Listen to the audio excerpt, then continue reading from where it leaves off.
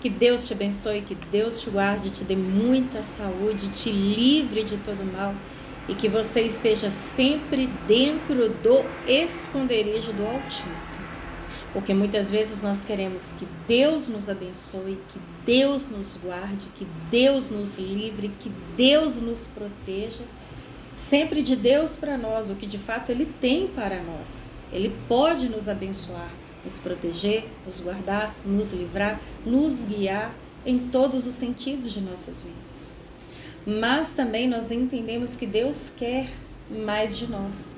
Que eu tenha compromisso com Deus, que eu busque a proteção de Deus, que eu busque ser direcionado por Deus, que eu me esforce para ser obediente ao Senhor, que eu o tema, que eu o ame, que eu permaneça em tua presença, que eu tenha compromisso com Ele, que eu busque ter intimidade com Ele, porque às vezes nós queremos tudo aquilo que Deus pode fazer por nós, mas nem sempre entendemos que Deus também quer mais de nós, que Deus nos quer na presença dEle, meditando na palavra dEle, o conhecendo e prosseguindo em conhecê-lo.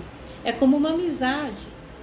Ninguém cria uma amizade sólida, duradoura, de fato valorosa, conversando apenas uma vez por ano com a pessoa, uma vez por mês com a pessoa. Uma vez por semana, ainda é muito pouco. Agora imagine você ter a oportunidade de almoçar com essa pessoa, de jantar com ela, de caminhar com ela, de estudar com ela, de passear, de viajar com ela. Aí talvez você esteja pensando, nossa, eu não ia aguentar, e também não, né? Tem que ser até parente. Olha que nem parente tá dando para aguentar. Muitas pessoas pensam dessa forma. Mas eu estou usando esse exemplo, a questão da comunhão, a questão da proximidade, sobre a necessidade de estarmos com Deus, porque Deus está conosco em todos os momentos, mas e nós? Estamos com Ele em todos os momentos? Nós de fato lembramos dele em todos os momentos, ou só na hora do aperto? Ou só na hora da necessidade, do apuros, na hora da dor? Na hora, como que eu posso falar? Do vale da sombra da morte. Tem pessoas que até mesmo se precipitam na hora do aperto. Você já viu aquele caso de uma pessoa que de repente ela quer muito algo? E aí ela faz um voto com Deus. Deus, se o Senhor fizer isso por mim, eu também faço isso.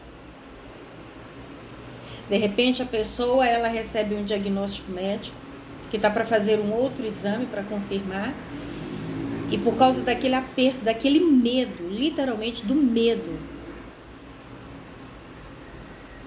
de ser o caso, de ter uma enfermidade, ela faz um voto, faz uma promessa a Deus. Deus, se o segundo exame der que eu estou bem, que foi um engano, foi um erro o primeiro exame, que eu não tenho nada, que eu estou de fato com saúde, foi um erro médico, aquele primeiro exame.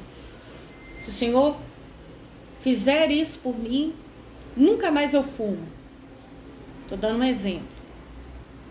De repente, a pessoa leva o filho com o coração quase parando para o hospital. E chega lá, o médico fala, nós vamos ter que entubar, o caso é gravíssimo, não sei se ele volta, se voltar vai ter sequelas. E aí na hora do desespero a pessoa faz um voto a Deus. Deus, se o meu filho sair bem dessa, se ele não tiver sequela nenhuma, se ele voltar comigo para casa, nunca mais eu coloco uma gota de álcool na minha boca, nunca mais eu vou beber, nunca mais. E aí o que muitas vezes acontece? Deus, pela bondade, pela misericórdia, ouvindo o voto que foi feito a ele, ele faz com que o exame dê negativo. E de fato foi um erro e a pessoa está com saúde e não tem aquela doença. E na hora de cumprir o voto que foi feito, de nunca mais fumar. E aí Deus ouve a oração de um pai desesperado e sem entender, confunde a medicina. E o menino sai de lá andando, perfeito, sem sequela nenhuma. E na hora de cumprir o voto e nunca mais colocar uma gota de álcool na boca. Não se precipite com as suas palavras. Porque as suas palavras tanto podem te condenar como te absolver. Tanto podem abençoar ou amaldiçoar. Dar vida ou morte. Te proteger, te absolver ou te condenar. Eu compartilho com você Eclesiastes capítulo 5, a partir do 1º versículo. Porque tem pessoas que na hora do aperto que correm para a igreja também. Somos igreja? Somos. Mas até Jesus congregava. Os discípulos, mesmo após a vinda do Espírito Santo, sabendo que eles eram o templo, também congregavam. E aí na hora do aperto a pessoa vai para a igreja e faz aquele voto vida ou morte. Quando você for ao santuário de Deus, seja reverente. Não seja precipitado de lábios, nem apressado de coração para fazer promessas diante de Deus. Deus está nos céus e você na terra. Por isso fale pouco. Quando você fizer um voto, cumpra-o sem demora, pois os tolos desagradam a Deus. Cumpra o seu voto. É melhor não fazer o voto do que fazer e não cumprir. Não permita que a sua boca o faça pecar. E não diga ao mensageiro de Deus: o meu voto foi um engano.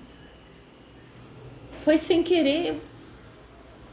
Eu estava no calor do momento e eu fiz.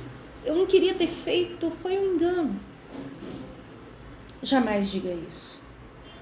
Por que irritar a Deus com o que você diz e deixá-lo destruir o que você realizou?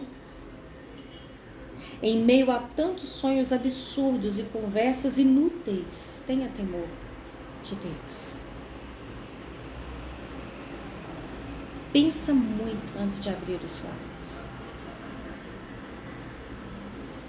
Pense muito antes de se precipitar a algo. Eu conheço uma pessoa que ela fez um voto a Deus no momento de aperto, de não tomar café o resto da sua vida. O resto da sua vida. Enquanto ela viver. Se ela viver 120 anos, ela prometeu a Deus. Eu lembro que alguns anos atrás, ela chegou a falar comigo: será que se eu falar com Deus, né? Aí eu falei com ela: você não prometeu? É entre você e Deus. Mas toma muito cuidado. É melhor não votar do que votar e não cumprir. E se votou, cumpra o mais depressa.